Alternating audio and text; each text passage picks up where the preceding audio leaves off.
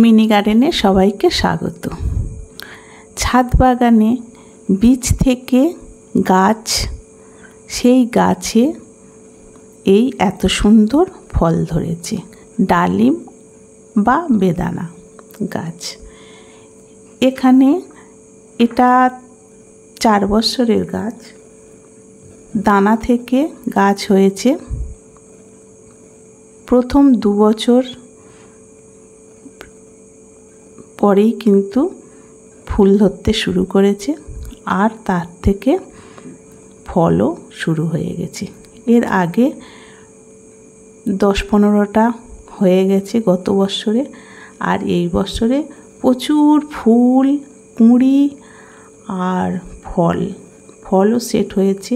একসঙ্গে থোকায় থোকায় ফল ধরছে আর ফুলও তেমন আসছে। এই গাছ তৈরি করতে গেলে অতি নর্মাল পদ্ধতিতে তৈরি করা যায়, যেটা আমি বুঝলাম। এখানে এই ডালিমের দানা ছাদ বাগানে গাছের গোড়ায় পড়ে সেটার থেকে গাছ তৈরি হয়েছে।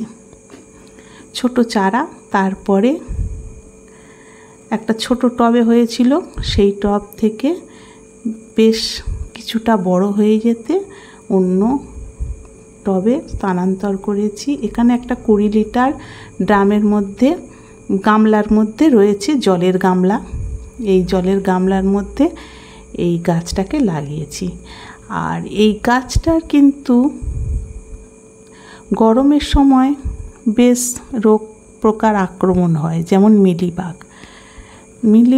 লেদা পোকা, এই ধরনের সব নানান রকম পোকামাকড়ের উপদ্রব হয়। সেই সময় একটু ফাঙ্গিসাইড বা পিজিআর ব্যবহার করলে ওটা চলে যায়। এবারে সার প্রয়োগ।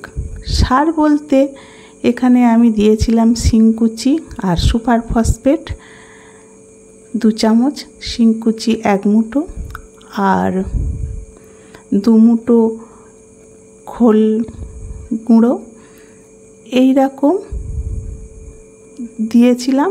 আর ঘুঁটে জলে ভিজিয়ে সেটাকে তুলে নিয়ে আদা শুকনো করে সেটাকে ভালো করে গুঁড়ো করে গাছের গোড়ায় দিয়েছিলাম। আর জৈব সার এই গাছটা অনেক বেশি পছন্দ করে। সবজির খোসা বা খোসা ভিজানো জল এই গাছের গোড়ায় দিলে খুব ভালো, সতেজ, ঝলমলে আর অনেক বেশি কুঁড়ি, ফুল এবং ফলও ধরবে। এখানে আমি ফল ধরার আগে মিরাকুলান ব্যবহার করেছিলাম। তারপরে গাছ ভর্তি কুঁড়ি এলো আর এই ফলও ধরলো। এখন ঝমঝম করে বৃষ্টি হচ্ছে কন্টিনিউ, আর সেই সময় ভিডিওটা করছি। এই বৃষ্টির জলে খুব ভালো বৃদ্ধি পেয়েছে এই গাছটা, আর এখানে অনেক ফল ধরেছে, একসঙ্গে অনেকগুলো ধরছে। এইভাবে তোমরা কিন্তু ফল গাছ করতে পারো, ভালো ফল পাবে।